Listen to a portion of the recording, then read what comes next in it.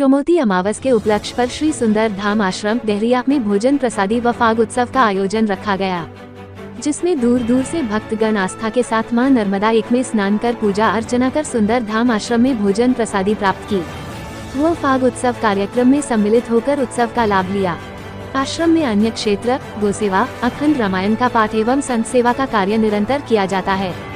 श्री बालक दास जी महाराज के द्वारा बताया गया कि आने वाले समय में 75वां विष्णु महायज्ञ संपन्न होना है, इसलिए आज यहाँ सोमवती अमावस के दिन दूर दूर से साधु संतों का आगमन हुआ और उनके द्वारा 75वां विष्णु महायज्ञ की रूपरेखा तैयार की गई।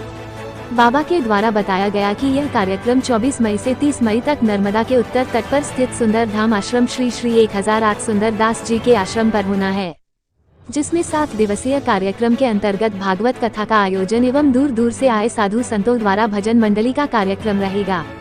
बाबा ने बताया जो मानव जन को दिया है वह साधु संतों के ही द्वारा दिया गया है और जो देश को आजादी मिली है वह भी साधु संतों के द्वारा ही मिली है। साधु संतों का संग और हरि कथा यह बड़ा दुर्लभ है। हम बड़े भाग्यशाली हैं कि 75वां विष्णु महायज्ञ में हम शामिल होंगे।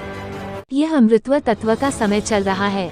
बाबा ने बताया हम अनादिकाल से जंगल में रहते थे, तब से हम तपस्या करते आ रहे हैं। तपस्या से तप बल प्राप्त होता है, 12 महीने तक होता है, जिसमें 4 महीने अग्नि तप व 4 महीने वेदांत तप एवं 4 महीने जन तप किया जाता है। ऐसे 12 महीने तपस्या की जाती है। ये तक तपस्या साधु संत जन जन के कल्याण के लिए एवं मानव जीवन के उत्थान के लिए, विश्व कल्याण के लिए किया जाता है।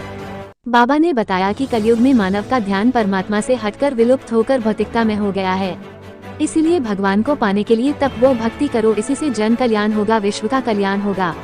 देश की धड़कन न्यूज के लिए बड़वाह से राजेश लोट की खास रिपोर्ट।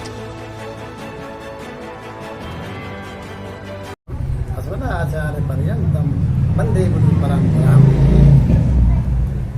समस्त विश्व की मंगल चाहने वाली भारतीय संस्कृति एवं सनातन धर्म के रक्षक समस्त विभिन्न से उससे पधारे हुए धर्माचार्य महामंडलेश्वर सभी संतों के चरणों में दास का दंडवत प्रणाम।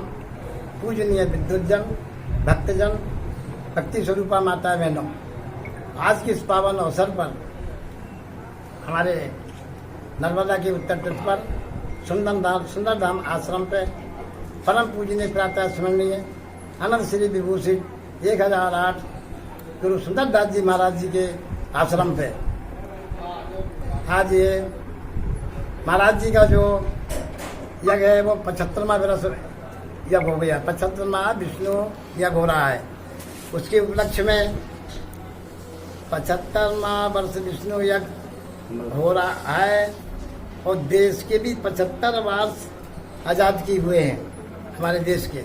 ये सहयोग मिला हुआ है और ये इस प्रोग्राम में, इस अमृत में महोत्सव किया जा रहा है, जिसमें हमारे भारत के चारों तीर्थों से, चारों धाम से भारत के अच्छे विद्वान महापुरुष तपस्वी त्यागी मूर्ति विद्वजन आएंगे और उनके हमको आशीर्वचन प्राप्त होंगे।